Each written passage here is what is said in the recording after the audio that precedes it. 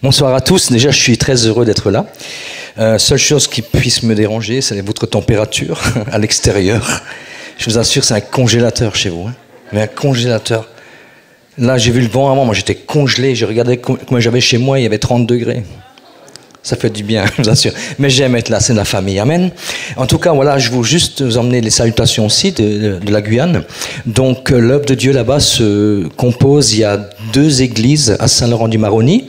Et il y a une église, donc, plus vers les Amérindiens, à Mana. Et il y a aussi un groupe de maisons qui attend juste de devenir une église, c'est à Cayenne. Ou un groupe de maisons où Dieu agissait, mais où, voilà, c'était freiné par le Covid. Et donc, il faut malheureusement vivre avec, mais ça ne limite pas le Seigneur. Amen. Dieu au-delà de cela. Donc, je suis pasteur là-bas depuis plusieurs années. Ça va faire bientôt 23 ans que je suis en Guyane. Et je viens de Mulhouse. C'est ici que je suis né, physiquement et spirituellement.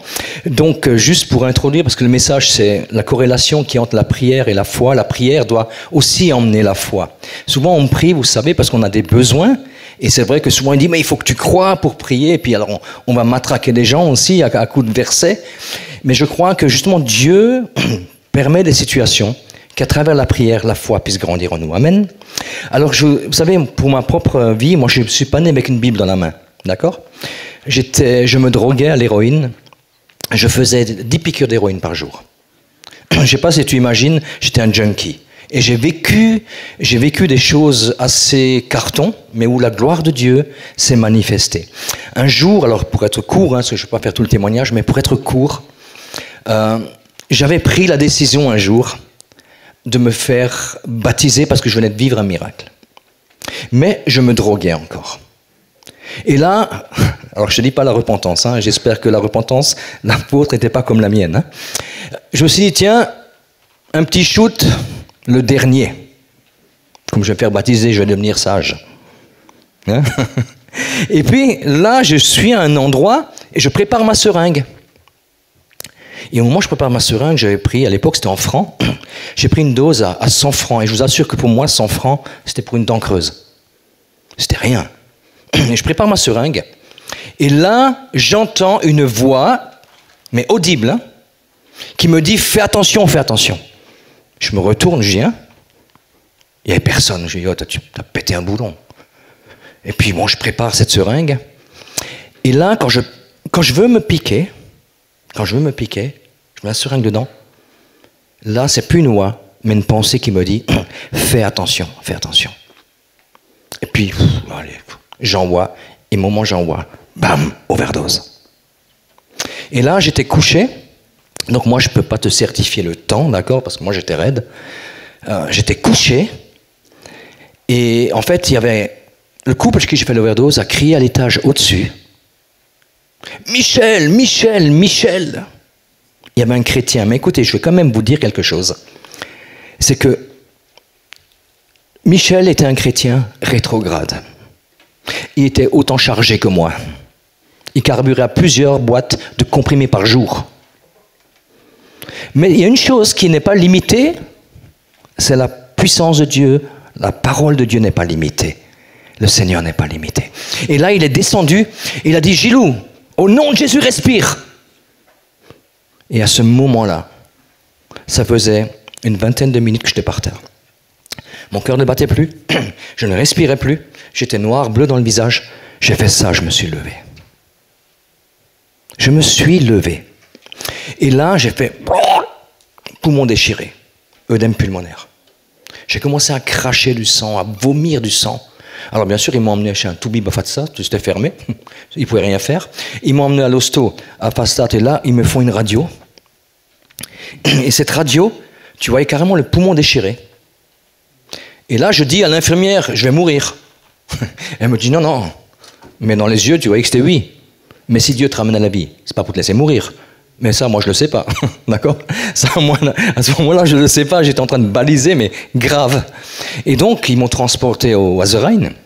Et là, comment dire, ils avaient donc la radio, les poumons, c'était déchiré. Et il y a Sam, le papa de Ben, il ouvre la porte pour venir prier avec moi. Au moment où il ouvre la porte, je fais...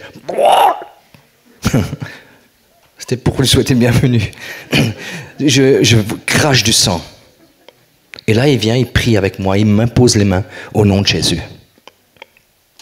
Le lendemain matin, on me fait une fibroscopie, donc une caméra dans les poumons, d'accord, pour voir l'état des poumons. Alors là, ils ne comprenaient plus rien. Soit ils avaient le mauvais gars, ou la mauvaise radio, ils avaient le bon gars et la bonne radio. Il n'y avait même plus une trace comme quoi c'était déchiré. C'était refermé, mais tu sais quoi? Ça n'a pas changé mon cœur. Moi, je suis sorti de là-bas, j'ai continué. Hein. Non, mais il faut en tenir une couche, mais moi, j'ai continué. Parce que j'étais lié. J'étais lié, j'avais besoin d'être délivré par le Seigneur. Et en fait, plus tard, voilà, j'abrège, je me suis fait baptiser entre-temps, et où j'ai rien compris, mais où j'avais reçu l'appel de Dieu dans la prophétie de baptême, qui m'appelait au ministère. J'avais rien compris, je n'étais même pas au culte le matin, j'avais fait la fiesta la veille. C'est pour te dire, hein. Je suis revenu 2 mois après pour le baptême du Saint-Esprit. Il m'a baptisé du Saint-Esprit, je suis retourné, j'ai continué mes salades, les flics me cherchaient, j'étais recherché, enfin bref. Et au bout d'un moment, ce qui s'est passé, c'est que j'étais tellement en manque. J'avais pris 30 néocodion, 8 rohypnol, ça fait presque 40 comprimés, pour calmer mon manque. Normalement, tu changes de planète avec ça. Moi, ça ne me faisait même pas ça. Ça ne me calmait rien du tout. Et là, j'ai dit à ma mère, écoute, appelle un chrétien. Et c'était Pedro. Pedro, c'était un copain à moi. Et puis, il vient, il prie, il me dit, ça va mieux? Je dis non. Et d'un seul coup, il prie en langue. Et là, instantanément, le manque disparut. Disparu. Alors que presque 40 comprimés ne m'ont pas ôté le manque. Et là, tu vois, je me suis levé et j'ai fait quelque chose qui allait, écoutez-moi bien, qui allait bouleverser ma vie, sans que je le sache. J'ai pris le téléphone et j'ai appelé la police pour me rendre. L'autre, il ne comprenait rien. Il ne comprenait rien. Je lui ai dit, écoutez, je vais mettre ma vie en règle devant les hommes et devant Dieu. Il me dit, mais quoi? Il me dit, ben, c'est vendredi. Hein. Il me dit, viens lundi. Parce que l'autre, c'est trop compliqué pour lui pour le week-end, ça. Et finalement, je viens, écoutez-moi, je viens à l'église. Je viens à l'église, le dimanche. Et là, je reçois une parole de Dieu. Alors, certainement, beaucoup ne l'avaient pas connu. C'était François Albisser. Et là, il donne une parole, il dit, voilà, tu es un jeune homme qui est là, tu te drogues, je t'ai déjà touché. Si aujourd'hui, tu me donnes ton cœur, je ferai pour toi l'impossible possible. Moi, je dormais avec ma seringue, c'était ma première femme. Je dormais avec la cuillère, c'était ma deuxième femme. Je faisais 10 piqûres par jour. Et le lundi, je vais voir les gendarmes, je dis voilà, je vais mettre ma vie en règle devant les hommes et devant Dieu. L'autre, il me dit, qui toi? Parce que la dernière fois que c'était venu chez moi, c'était un western. Et donc, je dis oui, je veux changer de vie. Et je dis voilà, j'ai fait ça. Et au bout d'un moment, il me dit, mais écoute, j'ai tous les trafics que j'ai faits. Il me dit là, il y a eu un vol avec violence, ça te ressemble? Je dis oui, c'est moi. Il regarde et note, et bien sûr, là, il me dit, mais écoute, avec tout ce que tu me dis, je ne peux pas te relâcher. Et je dis, attends, je vais maintenant changer de truc, mais tu me laisses partir. Il me dit, non, je ne peux pas te laisser partir. Et je me suis retiré en prison.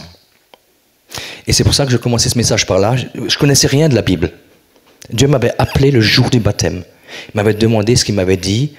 Mon enfant, ce que tu as vu à ce jour, ce n'est rien de ce que tu vas encore voir. Ce que je te demande, c'est que tu te plonges dans l'eau de ma parole. Et chaque fois que tu plonges dans ma parole, bois ma parole, lis ma parole, étudie ma parole, serre-la sur ton cœur, car à cela je t'ai choisi. Ne t'appuie pas sur ta propre sagesse, mets une confiance totale en moi, et tu verras des choses merveilleuses produire à travers toi, car je t'ai appelé à ce ministère parce que je t'aime, te dit le Seigneur. Moi, je ne comprenais rien du tout à ce qu'il me disait. Rien. Et je vais en prison. Je n'avais jamais lu la Bible. Et donc, je commence mon message là. Je connaissais une seule chose de la Bible. Et encore, je connaissais qu'une partie. Dans Jean 14, 13, 14, il dit « Et tout ce que vous demanderez en mon nom, je le ferai afin que le Père soit glorifié dans le Fils. Si vous demandez quelque chose en mon nom, je le ferai. » Et moi, je rentre là-dedans. J'arrive en prison. Il y avait un gars qui venait de faire 12 ans de prison. Il était sorti depuis 2-3 mois et était à la case retour. Ok? Et là, il me dit, qu'est-ce que tu as fait? Je dis, écoute, moi... Et là, je lui dis, écoute, moi, je veux changer de vie, je veux mettre ma vie en règle devant les hommes et devant Dieu. Le mec, il me dit, c'est quoi ce taré? Mais je ne resterai pas en prison, je lui dis. Il me dit, mais comment ça, être en prison? Et je lui dis ce que j'ai fait. Et je lui dis, mais je ne resterai pas en prison. Et il me dit, pourquoi? Parce que je crois en la Bible, et je sais que dans la Bible, il y a marqué, tout ce que vous demanderez au Père en mon nom, je le ferai. Et j'ai dit, Père, au nom de Jésus, je ne veux pas rester en prison. Une foi d'enfant. Naïve à la limite. Mais je vais te dire une chose, la parole de Dieu, elle est vivante. Amen. Et le gars, tu sais ce qu'il me dit? Le mec, il me dit, mais c'est pas juste ça. Il me dit, c'est pas juste. Je dis, si c'est juste, c'est la parole de Dieu. Et je vais te dire une chose, ce qui est important, là, vous avez parlé des sujets de la parole de Dieu, de la puissance parole de Dieu, mais ce qui est important réellement, c'est que ton cœur, mon cœur, soit imprégné de l'eau de la parole. Afin que la vie qu'il y a dedans, les promesses qui sont dedans, afin quand tu pries réellement, que tu vois le ciel s'ouvrir sur ta vie. Et que ta foi grandisse. Je vais te dire une chose, je ne connaissais rien de la Bible, mais j'ai vu cette prière, entre guillemets, presque naïve, être exaucée. Je devais prendre 3 ans de prison minimum. Je suis resté 2 mois et demi.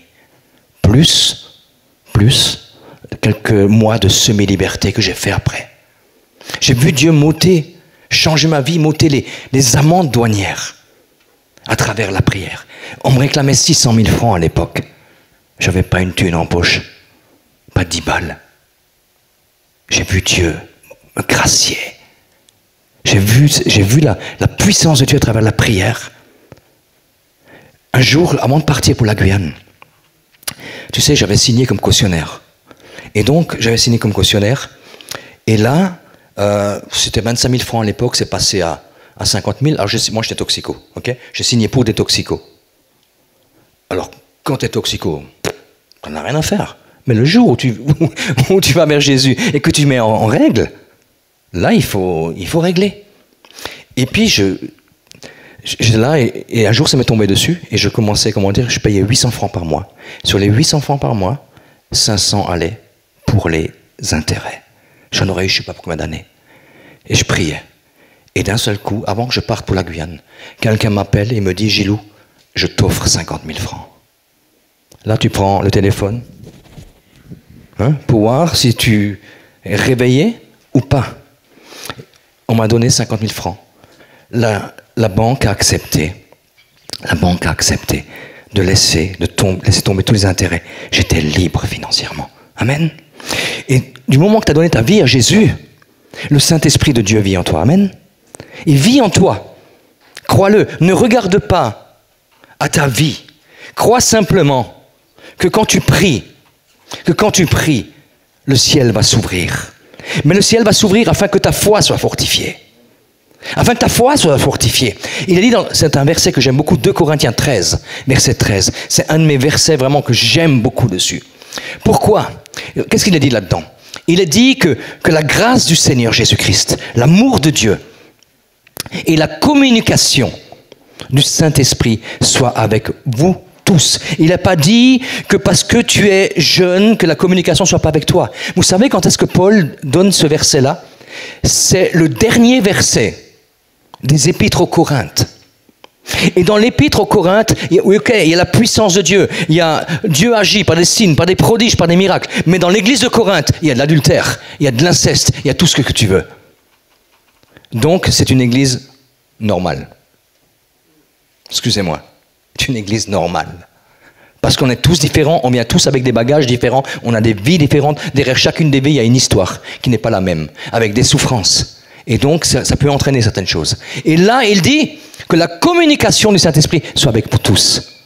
Ça voulait dire quoi? Ça voulait dire réellement que Paul désirait que même ceux qui avaient dévié puissent se repentir et commencer à avoir cette communion avec le Saint-Esprit. Et je dis une chose, le Saint-Esprit vit en toi. Ce que les frères ont donné avant, ce n'est pas réservé simplement pour eux. Parce que le Saint-Esprit qui habite en Ben, c'est le même Saint-Esprit qui habite en toi. Amen. C'est le même Saint-Esprit qui habite en toi. C'est le même. Même s'il y a des responsabilités qui sont autres, c'est le même Saint-Esprit qui habite en toi. Et donc, c'est important de comprendre, il faut prendre conscience que le Saint-Esprit vit en toi. Et que justement, dans la prière aussi, il veut faire grandir ta foi. Et il permet parfois des situations réellement pour que tu puisses grandir. Des situations qui sont peut-être parfois que tu ne comprends pas. Ce que le frère là, actuellement, il ne comprend pas. Mais je suis convaincu que Dieu va ouvrir le ciel sur sa vie. Et que tu vas comprendre. Et que ce qui t'est arrivé, tu auras mieux. Parce que tu es enfant de Dieu. Parce que le Saint-Esprit vit en toi. Amen. C'est important. Et donc, vous savez, le modèle par excellence pour la foi réellement, la prière dans la foi, c'est Jésus. Je crois qu'il n'y a pas de meilleur modèle, vous êtes d'accord avec moi? Et quand tu vois devant le tombeau de Lazare, quand Lazare est mort, dans Jean 11, 42, Jésus il est là et dit, pour moi je sais que tu m'exauces toujours. Tu peux dire, waouh. Ouais, mais tu vas dire c'est Jésus. Mais c'est Jésus. Mais le Saint-Esprit vit en toi, tu es enfant de Dieu comme Jésus. Tu vas dire, mais qu'est-ce que tu me racontes? Est-ce que tu n'es pas enfant de Dieu comme Jésus? Oui, tu es enfant de Dieu comme lui. Il dit, je sais que tu m'exauces toujours, mais j'ai parlé à cause de la foule qui m'entoure, afin qu'ils croient que c'est toi qui m'as envoyé. Et je te dire une chose, le monde dehors, il y a un monde qui se perd. Et quand le monde va voir que les enfants de Dieu prient et que Dieu ouvre les écluses du ciel sur les vies, sur les situations, le monde va commencer à croire. Il ne l'a pas dit pour dire, regarde, je suis super spirituel. Mais il m'a dit, je sais que tu m'exauces toujours, mais afin que le monde croie que tu m'as envoyé. Et je te dis une chose, les situations qui sont parfois hyper difficiles, que tu ne comprends pas, à travers la prière, tu peux ouvrir le ciel et emmener la foi non seulement dans ta propre vie, mais dans la vie des gens. Amen. Parce que les situations parfois sont tragiques, mais la prière change. La prière change. Moi, quand j'ai dit, je ne resterai pas en prison, tout ce que je connaissais, ce que je demande au Père en mon nom, il le fera. Tu crois sincèrement, avec tout ce que j'avais lâché, je t'assure, c'est minimum 3 ans. Père, au nom de Jésus, je ne veux pas rester en prison. Mais c'est une prière, mais tu dis, mais attends, mais oh, elle n'est pas spirituelle, hein? Elle n'est pas spirituelle du tout. Et le Seigneur a exaucé. Mais ce qui est important, mon ami, il faut que tu comprennes une chose, c'est que Jésus, la parole qui s'est faite chair, pleine de grâce et de vérité. Et dans 1 Jean 5, 14 à 15, il dit, nous avons auprès de lui cette assurance, que si nous demandons quelque chose selon sa volonté, il nous écoute. Et s'il nous écoute, nous possédons la chose que nous lui avons demandée. Ça, c'est un verset mais merveilleux. Il dit, si on demande quelque chose selon sa volonté, il nous écoute. Sa volonté, on la trouve où? Nous la trouvons dans la parole de Dieu, mon frère, ma soeur. C'est pour ça qu'il est important de se nourrir de la parole de Dieu. Il est important réellement de passer du temps dans la parole. Vous savez, parfois notre cœur peut être comme cette éponge, parfois dur, simplement parce qu'on vit des déceptions, parce qu'il y a des luttes, des combats, des situations que c'est difficile. Mais quand tu prends une éponge, même si elle est dure et que tu la trempes dans l'eau, cette éponge se ramollit et elle gonfle. Et c'est exactement pareil quand je prends du temps dans la parole de Dieu.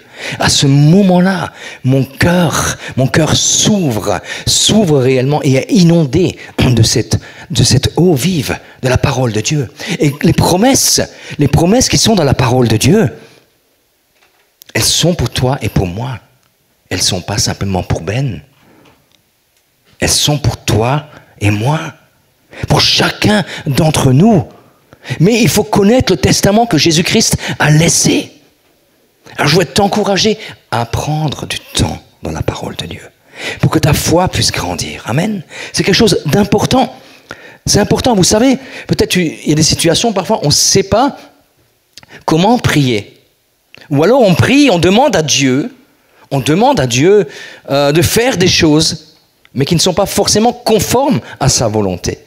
Et ça crée de la frustration. Et tu as des gens qui disent, mais Dieu ne répond pas. En tout cas, Dieu m'a oublié. Dieu ne m'aime pas. Le frère, le verset qu'il a donné avant. Ce qu'il a aidé à tenir, ce qu'il a rétabli, c'est que son amour ne chancelle pas. Amen. Il ne chancelle pas. Et tu savais, qu'est-ce qu'ils ont fait les disciples? Ils ont dit, Seigneur, enseigne-nous à prier. Moi, il y a des situations où je ne savais plus comment prier. J'ai dit, Seigneur, montre-moi comment prier. Et vous savez, dernièrement, j'ai vécu quelque chose, et c'est du vécu. C'est du vécu. J'avais mal aux dents. Vous savez ce que c'est le mal de dents, d'accord? Je pense qu'il y en a plusieurs qui ont déjà eu ça. Seulement, quand tu as mal aux dents en Guyane, ça fait peut-être un peu plus mal. Je t'explique ce qui m'est arrivé. J'étais là et j'avais en fait, je commençais à gonfler, enfin j'avais un abcès. Et moi je suis comme un ancien drogué, donc autant te dire que mes dents, il n'y a plus rien de vrai, d'accord? Enfin plus beaucoup, parce que la drogue abîme les dents. Et donc j'avais un bridge depuis une trentaine d'années. Et là je sentais qu'il y avait quelque chose qui n'allait pas. Et j'ai dit Seigneur, tu vois, j'ai pas de dentiste, donc pas de rendez-vous. Et je lui ai dit, Seigneur, j'ai mal et j'ai pas de sous. Et j'ai dit, vous savez comment j'ai prié? J'ai pas dit, Seigneur, donne-moi 10 000 euros ou je sais pas combien pour faire ci. J'ai dit, Seigneur, j'ai mal, j'ai pas de sous, j'ai pas de dentiste, pas de rendez-vous. J'ai dit, Père, donne-moi ta solution au nom de Jésus. Ta solution. Et là, d'un seul coup, je prends le portable et tac, tac, tac, je tape dentiste, machin. Et je vois un dentiste à un endroit où je passe tout le temps devant. J'ai jamais fait gaffe. Et finalement, je vais voir, je rentre à l'intérieur, et quand je rentre là-dedans, je vois un jeune. Oh, Gilou, comment tu vas? Je dis, pas bien. Je dis, écoute, c'est une urgence, est-ce que je peux venir? Il me dit, viens. C'était un jeune Amérindien, où j'avais travaillé chez les Amérindiens à l'époque, qui était là. Il me dit, mais qu'est-ce que tu as? Je dis, écoute, je sais pas, j'avais une joue comme ça. Et là, à ce moment-là, il me dit bien, il me passe dans un scanner, et il voit que j'ai un abcès, et que mon bridge que j'avais était cassé en deux. Alors il m'emmène chez le dentiste, le gars il me dit, bon, voilà, vous avez un bridge qui faisait un abcès dentaire, et un bridge qui est cassé en deux. Écoutez ce qu'il me dit, je dois vous scier dedans. J'ai dit, quoi? Généralement on te dit, on t'arrache les dents. Lui il me dit, je dois vous scier dedans. Je me suis dit, mais en quelle galère je me suis fourré là-dedans. Scier dedans. Je me dis, Seigneur. Sincèrement, j'ai dit, Seigneur, me fais quelque chose. Et là, il commence à scier. J'avais du sang sur la chemise. Ça, je ne l'ai pas vu tout de suite, je l'ai vu après quand j'ai sorti. Il me scie dedans et il me dit, écoute, excuse-moi, mais tu vas rester pendant un moment sans dents devant. Je me suis dit même, moi je me dis, mais Seigneur, moi, sans dents, comment je vais faire pour avoir des dents devant? Et puis d'un seul coup, il me dit, mais tu fais quoi comme métier? Et là, je dis, écoutez, je suis pasteur. Et sa femme, elle arrive, elle me dit, mais vous êtes pasteur protestant? Je dis, non, mais évangélique. Je dis, voilà, c'est la même racine. Et puis il me dit, ah, ok. Et puis, il dit, écoute, va voir pour sa mutuelle et tout. Puis elle part, et d'un seul coup, il me regarde. Il me tape sur l'épaule. Il me dit, hey, entre protestants, on va s'entraider. Là, je ne comprenais rien à ce qu'il me disait. Là, je ressemblais à Rocky Balboa qui s'était fait cogner. J'avais une joue pas possible. Et là, comment dire, d'un seul coup, il appelle le jeune qui bossait avec lui. Il dit, hey, viens ici. Il dit, fais-lui dedans. Je dis, mais qui fais-lui dedans. Il me parle de quoi? Je ne comprenais rien. Il a appelé l'assistant. Il a fait 2 dents. C'était des provisoires. Il m'a offert 2 dents. 2 dents. Et là, quand je pars, il me tape sur l'épaule, il me dit, bon Gilles, tu as eu une belle journée aujourd'hui. Je vous assure, je pleurais, pas à cause de la douleur, mais à cause de la fidélité du Seigneur Jésus. Amen. La prière que j'ai faite, donne-moi ta solution. Ta solution. Autrement, j'aurais prié, Seigneur, donne-moi 10 000 euros pour que je puisse changer les dents. Et c'est pas comme ça que Dieu voulait agir. Il voulait faire autrement. Et c'est pour ça qu'il est important réellement d'apprendre à pas forcément commander Dieu. Et c'est pour ça qu'il me faut aussi comprendre réellement quelle est sa volonté dans la parole. Ben, combien de temps Jacques là? Ok. Et vous savez, c'est important parce que la morale de ça, c'est que tu n'imposes rien, mais sa volonté de te bénir va te changer. Amen. Vous savez, je vais vous dire une chose, j'ai 2 enfants. J'ai une fille Angélique, certains la connaissent, et j'ai un fils de 14 ans qui a un handicap. Et alors déjà, tu le vois, il a une bouille, il te fait craquer. Rien qu'avec la bouille, il fait rigoler tout le monde. Bon, il peut te mettre la zone aussi, comme c'est pas permis. Mais quand il arrive là, il va capter l'attention de tout le monde. Et j'ai déjà prié devant le Seigneur. J'ai déjà hurlé devant Dieu. J'ai déjà pleuré devant Dieu. J'ai dit, Seigneur, mais touche-le, fais ce miracle. J'ai vécu moi-même des miracles avec d'autres enfants. Et là, j'ai mon gamin. Et un jour, je criais, je priais devant le Seigneur. Et au bout d'un moment, vous savez ce que Dieu m'a dit? Il me dit, tu as mal, mais tu as mal pour qui? Pour toi ou pour lui? J'étais là, je disais, pardon. Et quand je suis sorti de chez le dentiste, le Seigneur m'a juste dit une chose, ne me limite pas. Ne me limite pas. Et je veux te dire une chose, mon frère, ma soeur, ne limite pas Dieu. Ne limite pas le Seigneur. La prière, au-delà de ce que tu sois exaucé, elle veut aussi faire grandir ta foi. Amen. Ta foi dans ce Dieu merveilleux. Mais pour cela, tu as le Saint-Esprit qui vit en toi. Le Saint-Esprit vit en toi. Et c'est pour ceux qui sont là pour la première fois, qui n'ont pas redonné leur vie à Jésus. Si ce soir tu donnes ta vie à Jésus, le Saint-Esprit va venir habiter en toi. Amen. Et vous serez à égalité avec tout le monde. C'est pourquoi? Parce que Dieu ne fait pas acceptation de personne. Dieu ne fait pas acceptation de personne. Et vous savez, pour mon gamin, je disais toujours, Seigneur, touche-le, fais ci. Et je disais, il faut que tu fasses ça, ça, ça, ça. Aujourd'hui, je sais une chose. C'est que Dieu fera quelque chose. Je ne sais pas quoi. Mais il fera la chose qui est la meilleure. Je ne sais pas quand il va le faire. Je ne sais pas comment il va le faire. Mais je sais qu'il fera. Amen. Et ça, c'est quelque chose. J'ai cette assurance dans mon cœur. J'ai cette assurance dans mon cœur. Parce que je ne suis plus en train de dire, voilà, je veux que tu fasses comme ça, comme ça. Et souvent, on peut utiliser la prière. On peut utiliser la prière pour essayer de dire à Dieu, il faut que tu fasses, il faut que tu fasses, il faut que tu fasses. Mais Dieu a toujours, même si parfois il va nous exaucer comme ça, mais Dieu a toujours le meilleur pour que ta foi grandisse. Je voudrais juste prendre c'est important parce que le Saint-Esprit vit en toi. Et donc tu es capable, la communication avec le Saint-Esprit, tu peux l'avoir, tu vas l'apprendre. Tu vas l'apprendre, tu vas apprendre à discerner sa voix. Ne crois pas que c'est réservé à une élite. Il n'y a pas d'élite dans l'œuvre de Dieu. Amen. Du moment qu'il vit en toi, tu vas apprendre à discerner sa voix. Mais pour cela, il te faut plonger dans l'eau de la parole. Il faut la boire, il faut la lire, il faut la serrer dans ton cœur. Dans Juge 1, versets 1 à 2, il dit, après la mort de Josué, les enfants d'Israël consultèrent l'Éternel. C'est-à-dire, ils ont prié. En disant, qui de nous montera le premier contre les Cananéens pour les attaquer? L'Éternel répondit, Juda montra, voici j'ai livré le pays entre ses mains. Tu vois là qu'ils ont prié, ils ont demandé quelque chose à Dieu. Ils ont dit, mais voilà, Josué est mort, maintenant il faut libérer il faut que le pays soit libéré. Qui est-ce qui va monter? Il pose la question. Qui montera?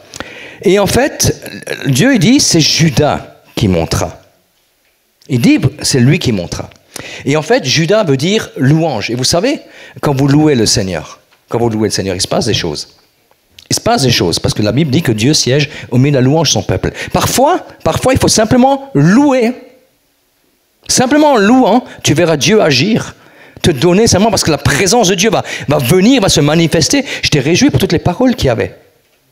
Toutes les paroles qu'il y avait pendant la louange.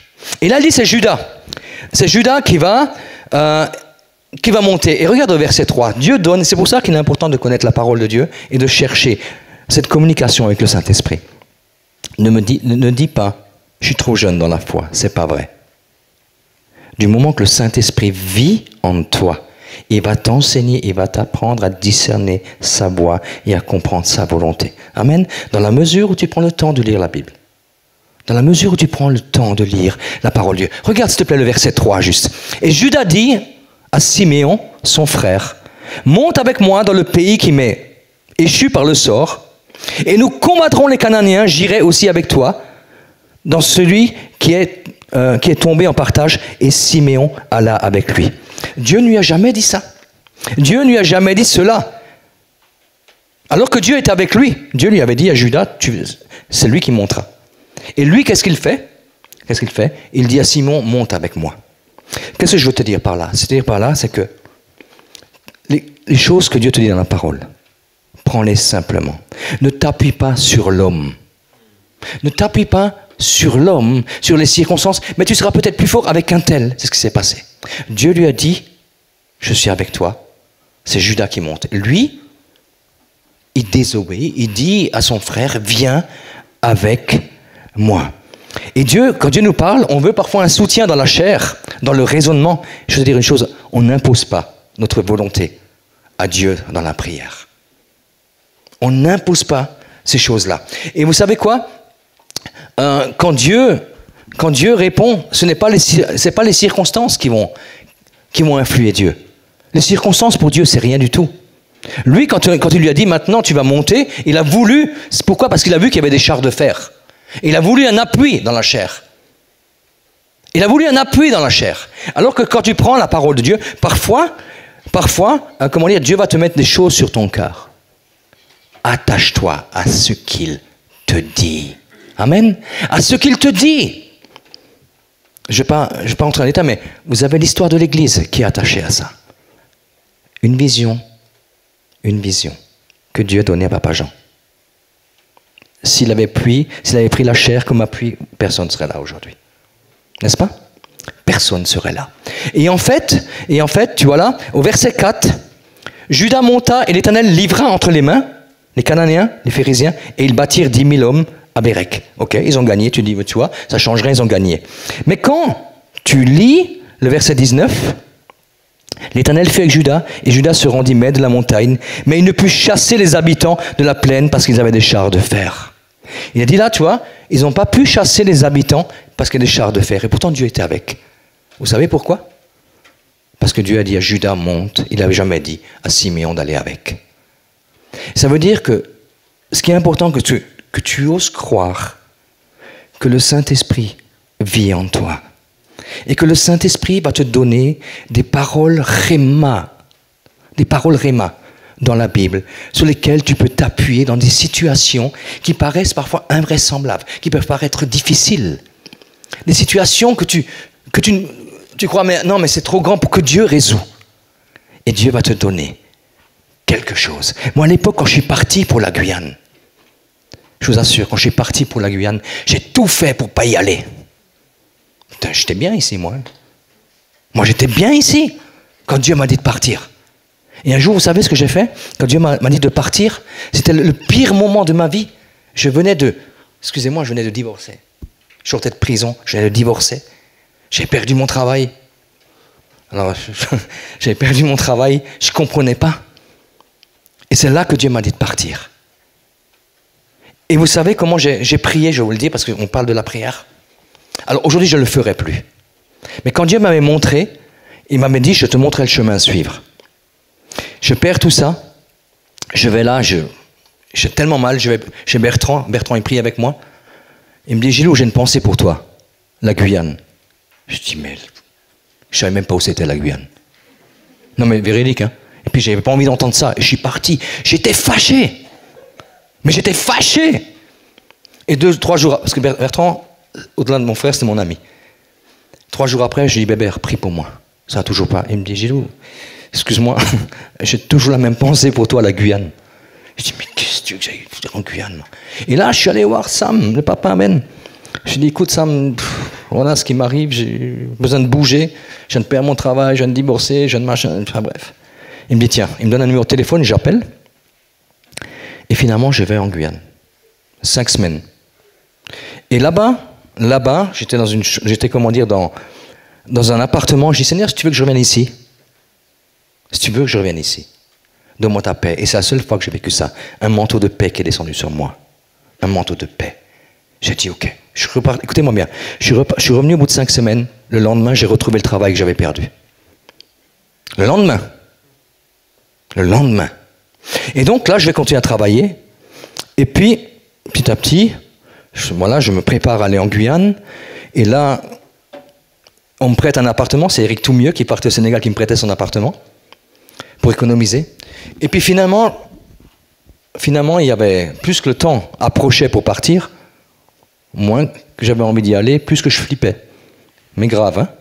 Je vais être honnête, je flippais grave. Et là, j'ai fait quelque chose. alors aujourd'hui que je ne ferai plus. Parce que même si le Saint-Esprit vivait en moi, j'avais besoin, parce que c'est quand même un départ où tu lâches tout. Et j'ai fait quelque chose, écoutez-moi bien. Je me suis mis à genoux. Je me suis mis à genoux. Et là, j'ai comme ça, j'étais là. Et j'ai dit, Seigneur, dans mon cœur, tu lis dans mon cœur comme un livre ouvert. Mais je n'ai pas parlé, hein. J'ai parlé dans mon cœur. Donc j'ai mis ce qu'on appelait toison. Je ne suis pas pour, hein, mais à l'époque j'ai fait ça.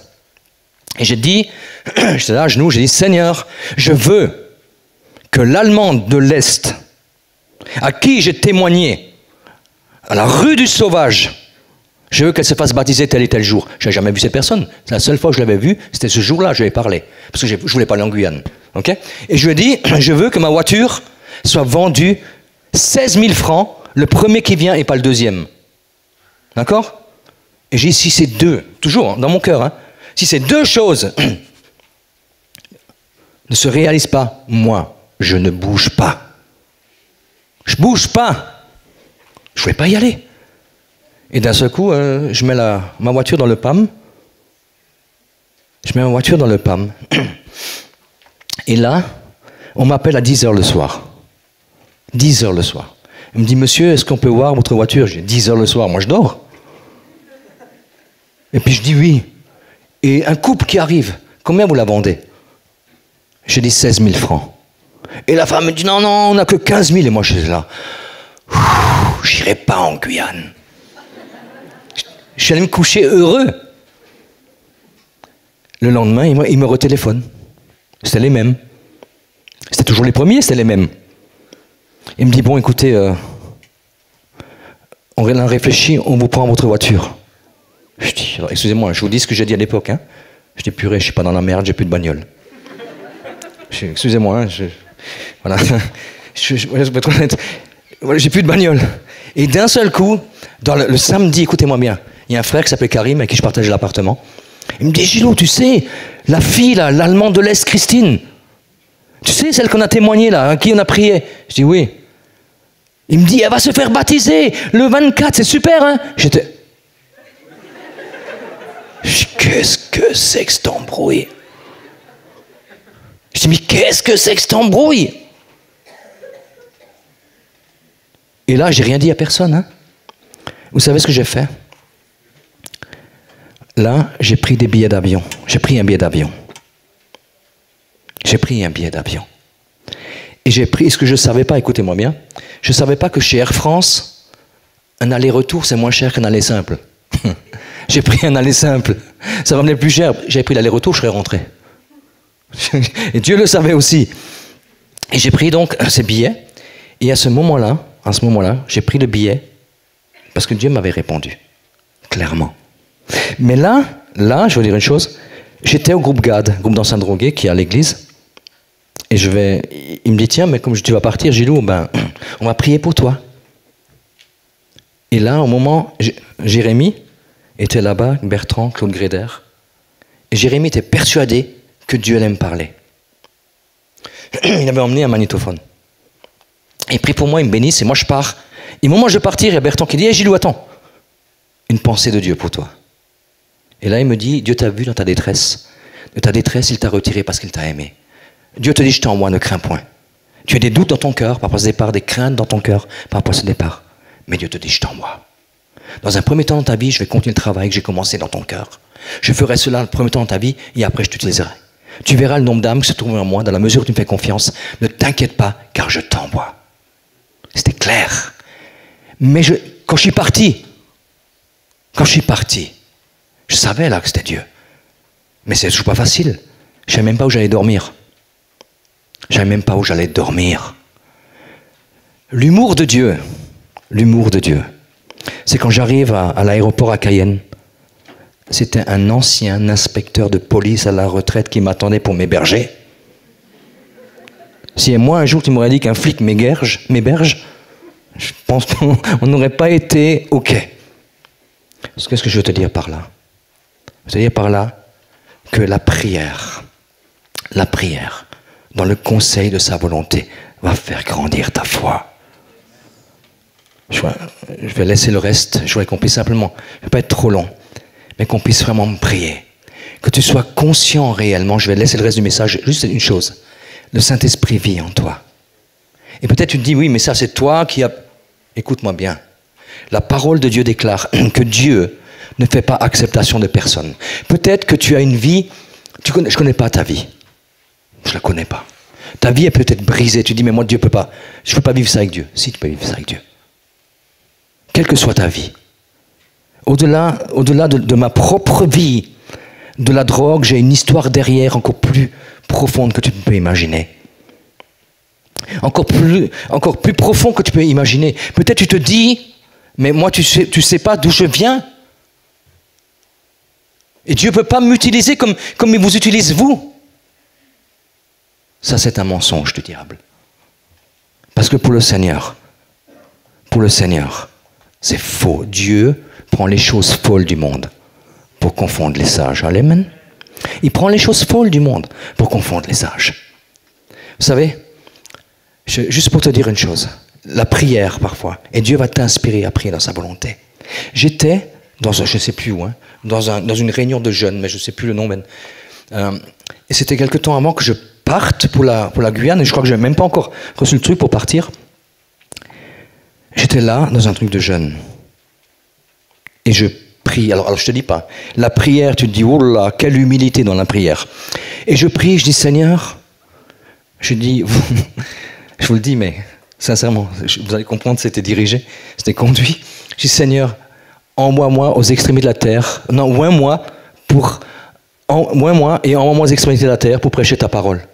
Tu te dis, oh, la prière pleine d'humilité, hein. Et d'un coup, le serviteur de Dieu que je ne connaissais pas, qu'ils avaient invité à l'époque, il vient chez moi, il met la main sur moi. Il dit, Seigneur, maintenant, tu le oins pour aller aux extrémités de la terre et prêcher la parole de Dieu. J'étais comme ça, je le regardais.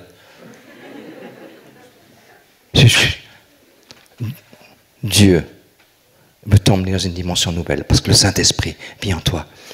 Et je voudrais juste finir, je laisse tout le reste du message, mais je voudrais juste finir par ça. Vous savez, le Saint-Esprit vit en toi. Le Saint-Esprit, c'est lui qui va t'emmener. Il va t'emmener à prier pour que ta foi grandisse.